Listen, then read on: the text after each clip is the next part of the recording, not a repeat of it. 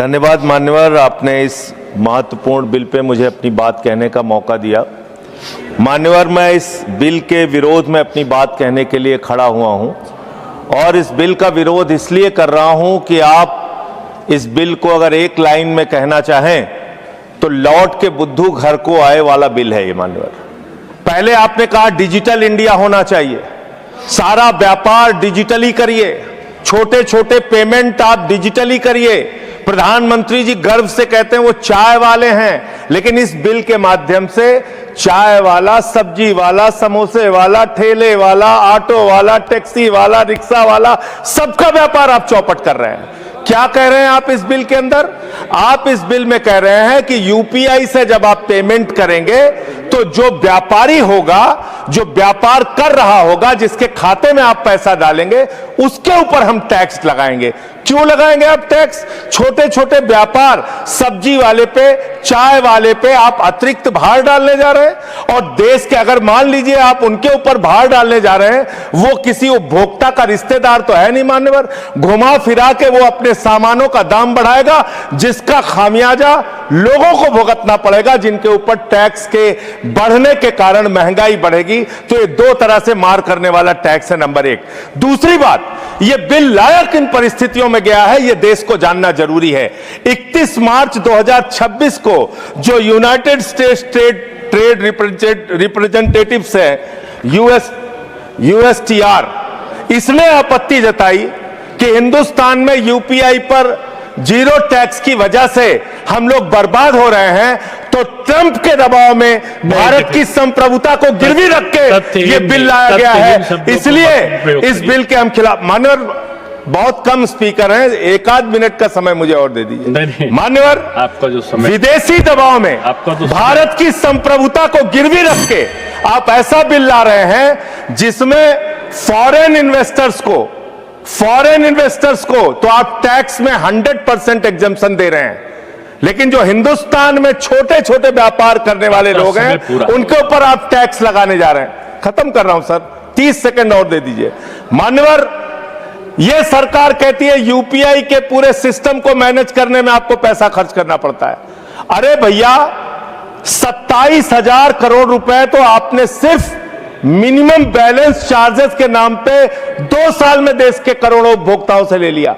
तो इसलिए मैं आपके माध्यम से कहना चाहता हूं सरकार से, यह बिल इस देश के आम आदमी के खिलाफ है, छोटे व्यापारियों के खिलाफ है। इस बिल के विरोध में अपनी बात कहते हुए अनुरोध करूंगा कि इसको वापस लिया जाए। माननीय श्रीमती महुआ मान।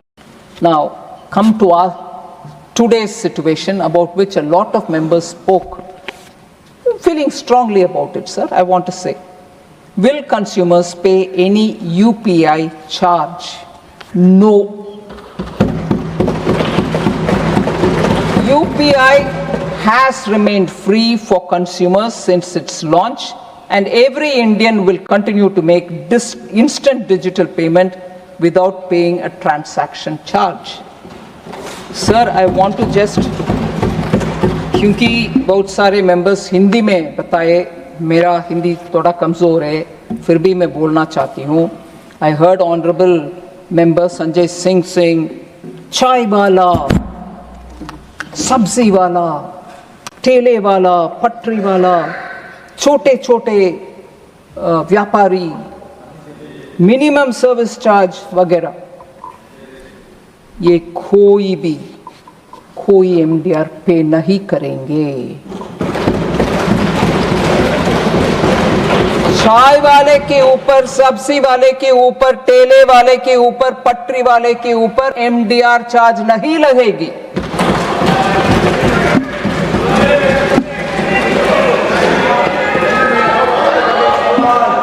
सर, छोटे मर्चेंट्स और किराना स्टोर्स हमारे इंक्लूसिव फाइनेंशियल स्कीम्स और सरकार के ये बहुत बड़ा कमिटमेंट है फाइनेंशियल इंक्लूजन का। Small merchants remain central to UPI's inclusive growth. उनके ऊपर हम कोई MDR लगाने वाले नहीं है, इरादा नहीं है। इनेबलिंग प्रोविजन का हम ध्यान रखना है।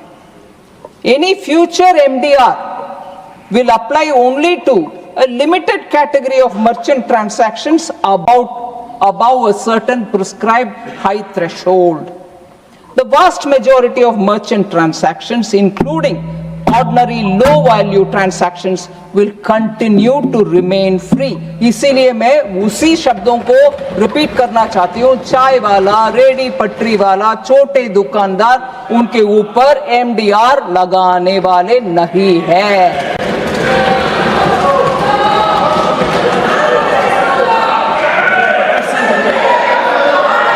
प्लीज। सर, ये बात हमारे कम्युनिस्ट दोस्तों के लिए अच्छा गाना जैसे मीठा मीठा लगने वाले थे, मगर वो नहीं है अभी। हाँ, उनको हम जाके बोलना चाहिए, भैया प्लीज इतना अच्छा खुशखबरी हम आपको दे रहे हैं, मगर बाहर जाकर दोबारा वही गलत फहमियां रगड़ रगड़ करके बोलना नहीं है।